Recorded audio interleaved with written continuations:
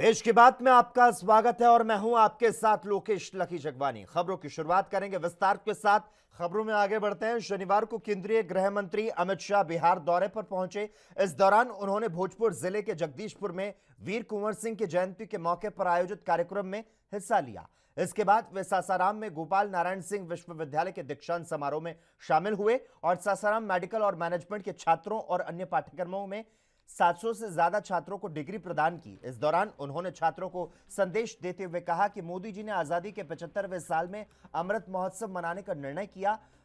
बाबू वीर कुंवर सिंह ने सर्वोच्च बलिदान किया, उन्हें युवा पीढ़ी में स्मरण कर जीवन दान देना है। इतिहास ने उनके साथ अन्याय किया।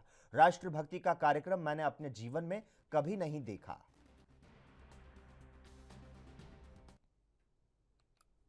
वहीं रक्षा मंत्री राजनाथ सिंह आज असम के दौरे पर गुवाहाटी पहुंचे। कोयना धारा आने पर रक्षा मंत्री का असम के सीएम ने स्वागत किया। सबसे पहले रक्षा मंत्री ने श्रीमंत शंकर देव कलाक्षेत्र में एक पुरस्कार समारोह में भाग लिया। असम सरकार ने इस पुरस्कार समारोह का आयोजन 1971 के बांग्लादेश मुक्ति संग्राम में भाग लेने वाले सैनिकों के बलिदान को सम्मानित करने के लिए किया। इसके बाद रक्षा मंत्री 7वीं इंडिया इंडस्ट्रियल फेयर में शामिल हुए।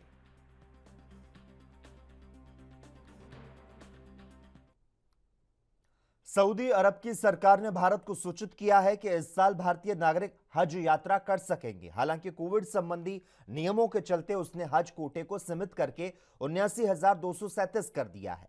अल्पसंख्यक कार्य मंत्री मुख्तार अब्बास नकवी ने कहा कि हज के लिए तैयारियां पूरी है और हज ड्यूटी पर तैनात होने वाले लोगों के साक्षात्कार का काम पूरा हो गया है। देखिए, हमें खुशी की बात है कि लगता है कि हज 2022 में जो अंतर्राष्ट्रीय हज यात्री हैं वो हज यात्रा कर पाएंगे। जो सऊदी सरकार का इंडिकेशन है उसकी दृष्टि से अप्रॉक्सीमेट 80,000 के इर्द गिर्द इस बार भारत का कोटा होगा। जैसा कि आपको मालूम है कि प्रधानमंत्री नरेंद्र मोदी जी के नेतृत्व में भारत सबसे ज़्यादा हज यात्रियों को भेजने वाला देश रहा है। इंडोनेशिया के बाद सबसे ज़्यादा 2 लाख हज यात्री हज यात्रा पर भारत से जा चुके हैं।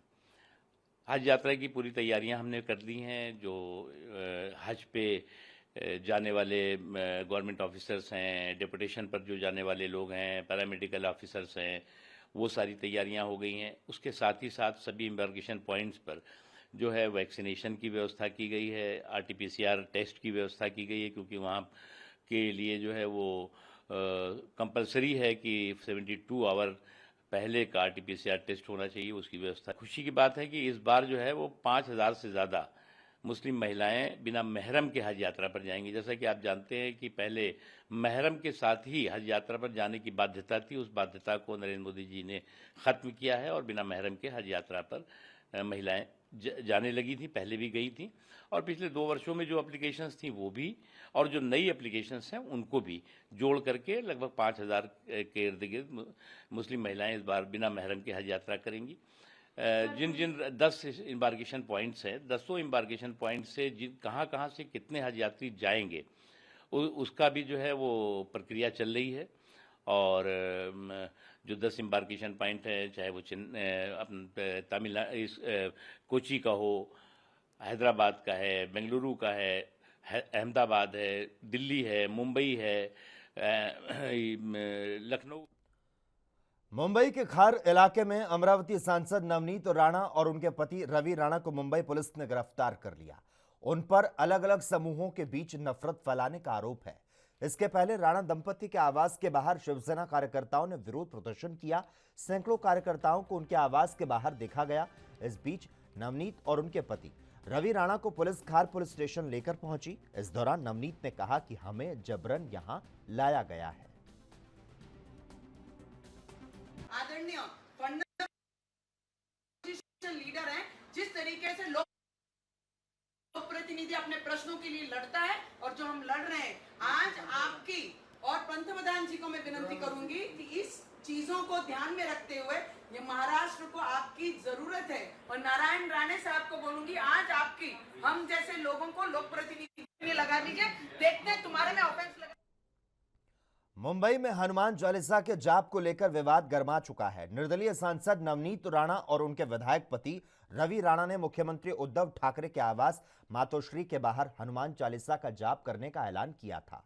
बाद में दोपहर 3 बजे राणा दंपति ने फैसला वापस ले लिया और मातोश्री के बाहर नहीं जाने की घोषणा कर दी। सांसद नवनीत राणा ने कहा कि मुझे लगता है कि मेरा उद्देश्य स्पष्ट तरीके से पूरा हो गया। हम मातोश्री तक नहीं पहुंच पाए, लेकिन जो हनुमान चालीसा हम करने वाले थे वो कई भक्तों ने वहां पहुंचकर मातोश्री के सामने हनुमान चालीसा पढ़ी।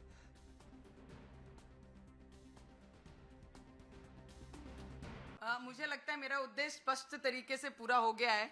मैं नहीं पहुंच पाई मातोश्री तक, रवि राणा जी नहीं पहुंच पाए, पर हमारे रूप में जो हनुमान चालीसा वहां होना चाहिए था, जो हम करने वाले थे, वो कई भक्त हनुमान जी के जाके वहां पे मातोश्री के सामने हनुमान चालीसा पढ़ रहे हैं। तो मेरा जो उद्देश्य था कि संकट मोचन, संकट हटाए हमारे महाराष्ट्र से, वो कहीं ना कहीं ये सिद्ध होता है कि हमारी आवाज वहां तक पहुंचती है और मातोश्री के सामने हनुमान चालीसा का पाठन होता है। तो मुझे लगता है जो भी गुंडे उद्धव ठाकरे ने हमारे घर तक भेजे हैं, वो अमरावती के घर में हो या मुंबई के घर में हो, ये शिव सैनिक तो कभी से चले गए। बाला साहेब के साथ उनके शिव सैनिक, ओरिजिनल जो शिवसेना निर्माण जिसने की, वो उनके साथ ही चले गए। आज की जो शिवसेना रह गई है वो गुंडों की शिवसेना रह गई है और उद्धव ठाकरे के इशारों पे गुंडागर्दी करने के लिए यहाँ पर महाराष्ट्र में काम कर। ठाकरे को सिर्फ एक ही काम है, सिर्फ किस पे कौन सा ऑफेंस दाखिल करना है, किसको बिहाइंड दी बार भेजना है, किसके ऊपर कौन सी कार्रवाई करनी है, किसको तड़ी पार करना है। हमारे मुख्यमंत्री का सिर्फ इतना सही फ्रेम ऑफ वर्क बोलते हैं हम जिसको, उतना ही काम रह गया। उसके अलावा मुख्यमंत्री कोई भी चीज में इंटरेस्ट नहीं लेते। आज भी हमारे डिप्टी सीएम ने कहा कि मुख्यमंत्री ये पूरी घड़ामड़ी पे पूरा ध्यान देके रखे हैं। मुख्यमंत्री का ध्यान ऐसे ही प्रकरणों में रहता है। मुख्यमंत्री का ये ध्यान नहीं रहता कि किसान आत्महत्या कर रहे हैं, मैंने उस पर चर्चा करनी चाहिए, या इलेक्ट्रिसिटी पे इतना डिपार्टमेंट में प्रॉब्लम है, उस पर मैंने कुछ बोलना चाहिए, या फिर बेरोजगारी इतनी बड़ी है उस पर बोलना चाहिए। एसटी जो बस ड्राइवर्स हैं या कंडक्टर्स हैं या सेवक हैं, जितने भी हैं, उन्होंने इतनी सुसाइड की, उस पर मैंने चर्चा करनी चाहिए। ये विषयों पे हटकर सिर्फ एक ही लक्ष्य मुख्यमंत्री का पूरे महाराष्ट्र में रह गया, कौन सा ऑफेंस किस पे दाखिल हो, किसको तड़ीपार की जाए, किसको जेल के पीछे कैसे भेजा जाए, कितनी ताकत से किसके पीछे लगा जाए। सिर्फ ये फ्रेम ऑफ वर्क रह गया मेरे महाराष्ट्र में। और महाराष्ट्र को बचाना है तो मैं पंतप्रधान जी से विनंती करूंगी, राष्ट्रपति जी से विनंती करूंगी कि महाराष्ट्र पे ध्यान देके महाराष्ट्र की जनता को बचाया जाए। नहीं तो जिस दिशा में हमारा महाराष्ट्र जा रहा है, आज तक महाराष्ट्र की जनता ने इस तरीके की परिस्थिति, इतनी परिस्थिति खराब है कि 2 साल तक हमारे सीएम साहब कार्यालय में नहीं जाते हैं, तो उस महाराष्ट्र की, उस राज्य की दिशा किस तरफ जा रही है उससे अंदाज सब पूरी देश लगा सकती। तो मुझे लगता है मैं गुंडों को जवाब देने के लिए नहीं बैठी हूँ, पर महाराष्ट्र पे जो संकट आया है और जो उद्धव ठाकरे के इशारों पे ये शिवसैनिक गुंडे बनकर यहाँ पर हल्ला कर रहे हैं, तो ये किसी और का काम नहीं है, उद्धव ठाकरे जी का काम है। और उद्धव ठाकरे के ही इशारे पे पूरे महाराष्ट्र में बंगाल जैसी परिस्थिति निर्माण करने। देश की बात में खबरों का सिलसिला लगातार जारी है। हम रुकते हैं एक छोटे से ब्रेक के लिए।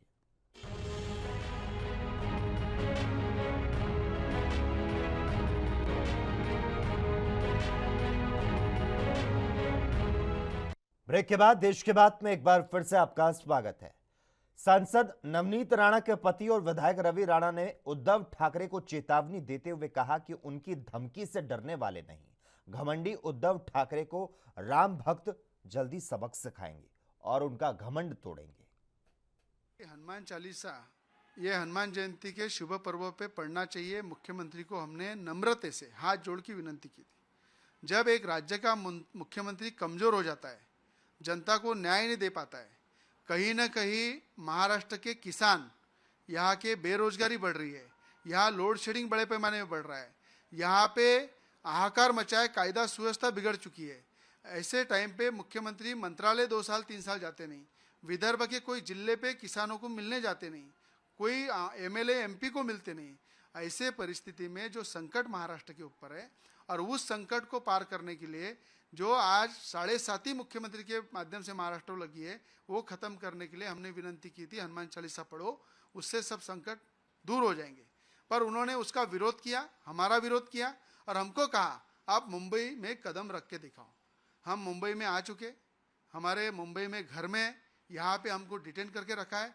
इस डरने का रहता था तो हम मुंबई नहीं आते थे, पर मुंबई जब आए और मातोश्री जाने निकले और वहाँ पे हमको डिटेन किया जाता है पुलिस के माध्यम से और शिव सैनिक के हाथ खुले कर दिया जाते हैं कि आमदार रवि राणा और नवनीत राणा के ऊपर हल्ला करो, उनके घर के ऊपर हल्ला करो। अगर ये प्रवृत्ति के अगर मुख्यमंत्री महाराष्ट्र में है, जिन्होंने पश्चिम बंगाल जैसा वातावरण इस महाराष्ट्र में किया हुआ है और कायदा सुव्यवस्था बिगाड़ के यहाँ पे जिस तरह से पंतप्रधान जी का कल दौरा है, हमारे देश के पंतप्रधान जो आज हमारा गौरव है, हमारे देश के लिए वैभव है, वो पंतप्रधान कल आ रहे हैं। उनके दौरा किसी तरह का डाक बोर्ड लगना नहीं चाहिए। महाराष्ट्र की संस्कृति है, हमेशा बाहर से जो व्यक्ति आता है उनका हम सम्मान करते हैं और वो संस्कृति को हमको पालन करना है। और उसी तरह मुख्यमंत्री चाहते हैं यहाँ की कायदा सुव्यवस्था बिगड़े और पंतप्रधान जी का दौरा कैंसिल हो। अगर मुख्यमंत्री ने ये सोच के रखा है कि देश के पंतप्रधान मुंबई में नहीं आना चाहिए और ये जो चल रहा है पूरे महाराष्ट्र में, मुंबई में, ये चलते रहना चाहिए, इस तरह से पुलिस को हाथ में रख के अगर राज्य के मुख्यमंत्री हमको मुंबई आने के बाद मुंबई से भगाना चाहते, पुलिस को आगे करके हमको एयरपोर्ट छोड़ना चाहते और हमको यहाँ से मुंबई से बाहर करना चाहते, तो मुझे लगता है ये सब राम भक्त और हनुमान भक्त देख रहे। आने वाले टाइम पे जिस तरह से गोवा में नोटा से भी कम वोट उनको मिले, वही परिस्थिति महाराष्ट्र में होंगी। क्योंकि आज महाराष्ट्र में जो एमएलए चुन के आया है, एमपी चुन के आए, वो मोदी जी का फोटो लगाया, मोदी जी का नाम लिया, इसलिए महाराष्ट्र में इतने एमएलए एमपी चुन के आए।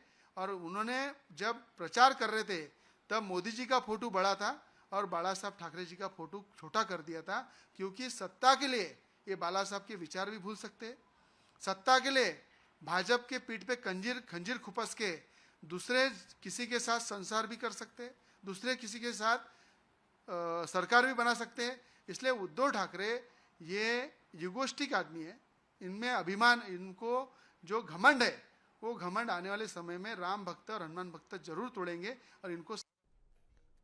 वहीं इसी बीच प्रबुद्ध महिलाओं से वार्ता करते हुए मुख्यमंत्री योगी आदित्यनाथ क्या कुछ कह रहे हैं, सीधी तस्वीरें दिखाते हैं।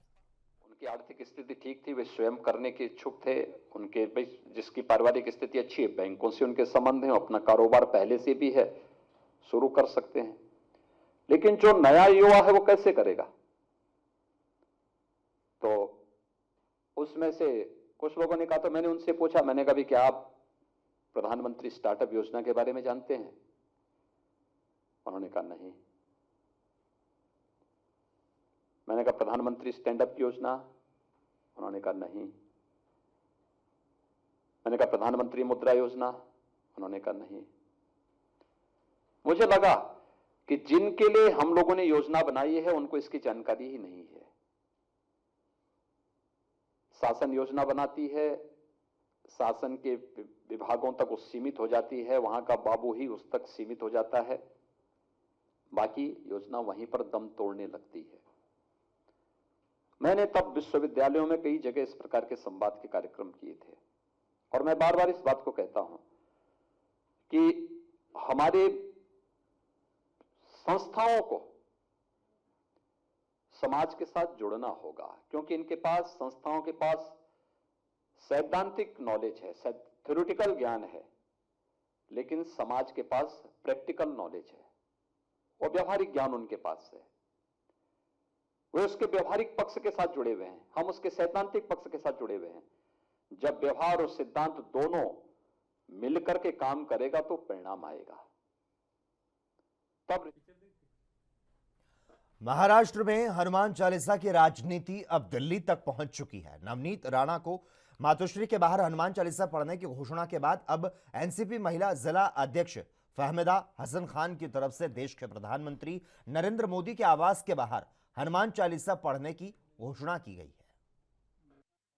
मातोश्री के बाहर हनुमान चालीसा पढ़ने को लेकर जिस तरह से नवनीत राणा ने घोषणा की थी, उस घोषणा के बाद अभी एनसीपी की तरफ से भी एक बड़ी घोषणा की गई है, जिसमें एनसीपी की नेता फहमिदा हसन ने देश के गृह मंत्री अमित शाह को एक पत्र लिखकर और ट्वीट कर यह बताया है कि वह भी पीएम आवास के बाहर हनुमान चालीसा और दुर्गा चालीसा का पाठ करना चाहती है।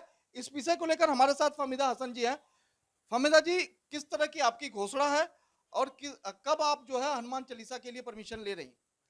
मैंने हमारे माननीय मोटा भाई देश के गृह मंत्री अमित शाह जी से रिक्वेस्ट की है कि मुझे भी पीएम आवास के बाहर हनुमान चालीसा नहीं, लेकिन मैं एक नारी होने के नाते दुर्गा चालीसा, नारी शक्ति में जो पावर है, तो दुर्गा चालीसा पढ़ के हम हमारे जो पीएम है, प्रधानमंत्री लाड़के हमारे देश के नरेंद्र दामोदर मोदी जी है, उनकी भी देश की जो भक्ति है उसको जगाना चाहते हैं कि जिस तरीके से महंगाई बढ़ रही है, बेरोजगारी बढ़ रही है, आम लोगों की तकलीफें बढ़ रही है, उसमें खास करके हम जो लेडीज़ें हैं, हम जो औरतें हैं, औरतों की हमारी जो रसोई के ऊपर बहुत बड़ा बजट का एक दबाव आया है और दबाव कम करने के लिए मैं ये मांग कर रही हूँ कि हम दुर्गा चालीसा जाके आवास पीएम आवास के बाहर दुर्गा चालीसा पढ़कर देशभक्त के लिए, राजनीति के लिए नहीं, देशभक्त देश प्रेम के लिए मैं पीएम जी को जगाना चाहती हूँ।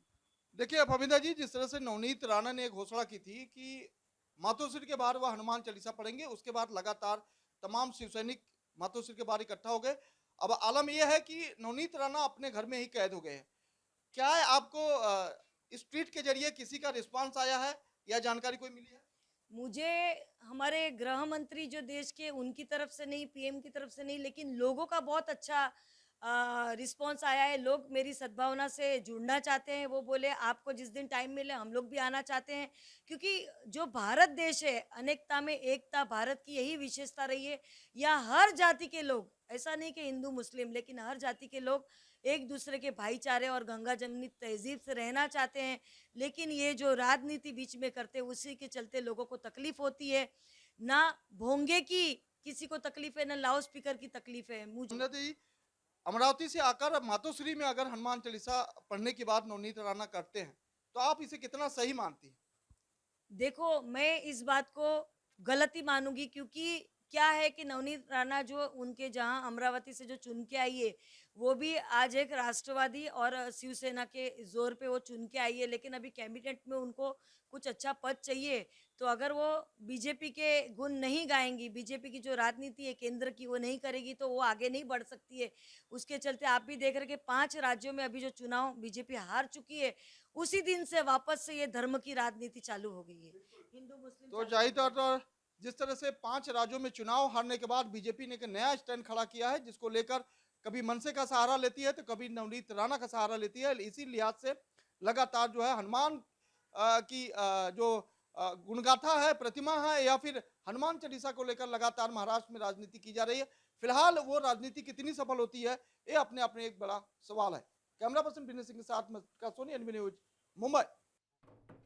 पड़ोसी राज्यों में बढ़ रहे कोविड के मामलों ने हिमाचल प्रदेश की चिंता बढ़ा दी है। पर्यटन सीजन चरम पर होने के कारण चिंता दोगुनी हो चुकी है। मुख्यमंत्री जयराम ठाकुर ने कहा कि पड़ोसी राज्यों में बढ़ रहे कोविड के मामलों को लेकर सरकार नजर बनाए हुए है और अगर जरूरत हुई तो सख्ती की जाएगी।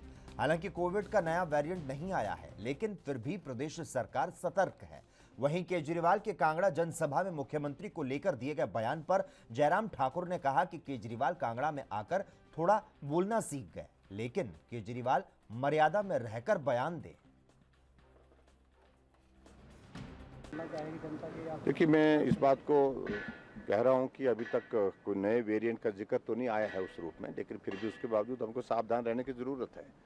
और हमने कह भी दिया है कि मास्क पर हमको फिर जाने की ज़रूरत महसूस हो रही है, तो उसमें हम वो करने की कोशिश कर रहे हैं। और उसके अतिरिक्त सारी चीज़ों में आने वाले समय में ये कोविड ना फैले, उस बात को सुनिश्चित करने के लिए जो भी हमको करने की ज़रूरत रहेगी समय समय पर हम उस पर बहुत बारीकी से हम नज़र रखे हुए हैं और उस पर निश्चित रूप से हम विचार करेंगे कि अगर जो ज़रूरत होगी तो उस पर कोई और कदम उठाने की आवश्यकता होगी, लेंगे। Thank you. कांग्रेस के केजरीवाल पहली बार मंडी आए थे, वहाँ तो वो बिना बोले चले गए थे। आज उनने बोलना शुरू किया है। हिमाचल के लोग सुनते हैं, वो ज़्यादा रिएक्ट नहीं करते हैं कौन क्या बोल रहा है, और उचित होगा कि वो संयमित भाषा में बात करें। इस देवभूमि हिमाचल प्रदेश का अपना एक संस्कार है, अपना एक कल्चर है। उस दृष्टि से मैं उनको कोई बहुत बड़ी सलाह नहीं दूंगा, लेकिन जिस बात को लेकर के वो विशेष तौर से कहने की कोशिश कर रहे हैं हिमाचल प्रदेश सरकार के खिलाफ, उसका जवाब आए। हिमाचल प्रदेश में कानून व्यवस्था को बेहतर बनाने के मकसद से मुख्यमंत्री जयराम ठाकुर ने ओक ओवर से राज्य पुलिस विभाग के 29 वाहनों को हरी झंडी दिखाकर रवाना किया। सड़क सुरक्षा के मद्देनजर पुलिस विभाग के 40 laser speed 124 body worn camera और 129 लाइट बैटन लॉन्च किए गए। मुख्यमंत्री ने कहा कि राज्य सरकार पुलिस विभाग को विश्व स्तरीय तकनीक से युक्त आधुनिक उपकरण और सुविधाएं प्रदान कर रही है। इस बात की प्रसन्नता है कि हिमाचल पुलिस बहुत बेहतरीन काम कर रही है, लेकिन उसके बावजूद समय समय पर हमको सुविधाओं की दृष्टि से वो और बेहतर कार्य करें। चाहे वो गाड़ियों की बात है, चाहे वो इक्विपमेंट की बात है, वो सारी चीज़ें उपलब्ध कराने के लिए हम प्रयत्नशील रहते हैं। और आज हमने 2 करोड़ 37 लाख की लागत से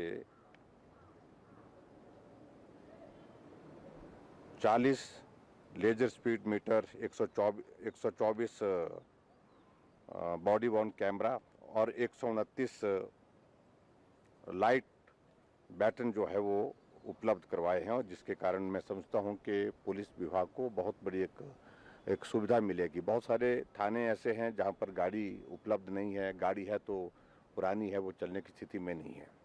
तो इस तरह से मुझे खुशी है कि बहुत अच्छा इसमें एक सपोर्ट मिलेगा पुलिस फोर्स को आज के इन गाड़ियों की। देश और प्रदेश में यूनिफॉर्म सिविल कोड बिल लाने को लेकर यूपी के डिप्टी सीएम केशव प्रसाद मौर्य ने अपनी बात रखी। उनका कहना है कि अगर हमारा देश एक है तो कानून भी एक ही होना चाहिए।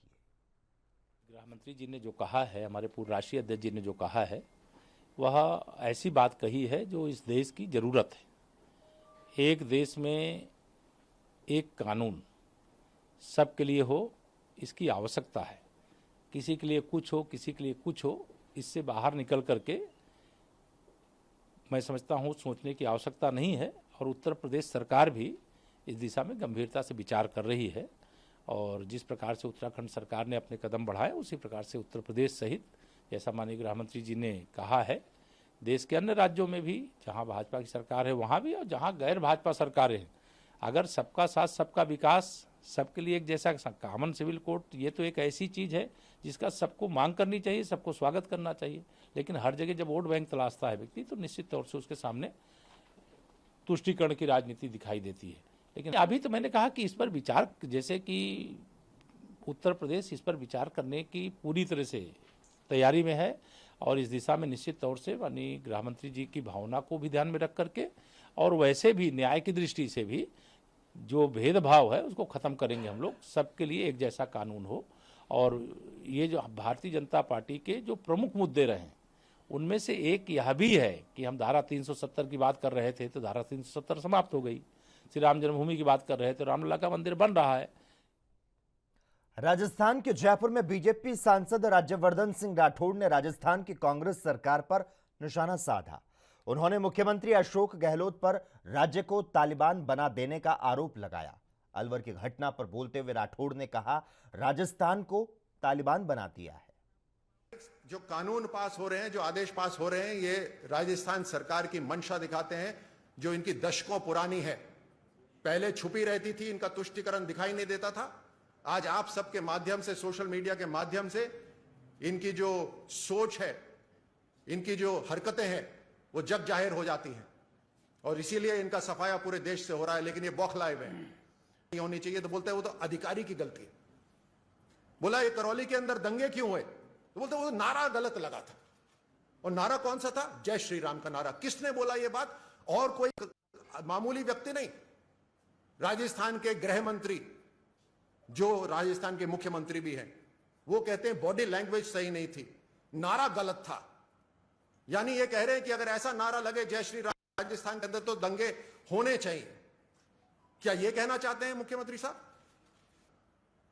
एक सरल सच्चा हमारा प्रदेश, जहां पर जो बहादुरी के लिए जाना जाता था, जो महिलाओं के मान सम्मान के लिए माना जाता था, वहां पर आज हम नंबर 1 बने हुए हैं पूरे देश के अंदर, महिला उत्पीड़न के अंदर नंबर 1। और इसी के साथ ही देश के बाद में बस इतना ही। तमाम अहम खबरों के लिए लगातार आप देखते रहिए ANB न्यूज।